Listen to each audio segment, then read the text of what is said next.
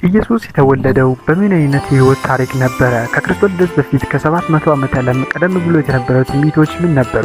ክርስቶስ የተወለደው በምን አይነት የህይወት ታሪክ ነበረ? በእና ሌሎችን ታሪክ በትንታኔ እንመለከታለን። አብራችሁን እንድትቆዩ ጋብዛችኋለሁ። ወደ ዝርዝር እንመለሳለን። እስከ መጨረሻ ቆዩልን። አመሰግናለሁ። ወደ ዝርዝር እንመለስ።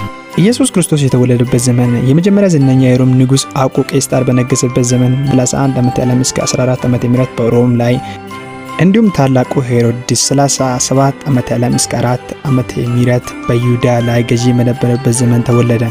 ይህ ዘመን አይሁዳውያን በሮማውያን እጅግ የሚጨቆኑ ዘመን ስለነበረ ብዙ አይሁዳውያን ከዚህ ጭቆና ቀንበር ነፃ የሚያወጣቸው ወይም የሚያወጣቸው የፖለቲካ መሪ በጉጉት ይጠባበቁ ነበሩ። ሌሎቹ ደግሞ ከደዌን የሚፈውሳቸው አዳኝ ከኃጢአትና ከዘላለማዊ ኃጢአት እንደሚያወጣ ተገንዝቦ የጠበቀ ሰው ነበረ። ግን በእግዚአብሔር ጊዜ ሆነ።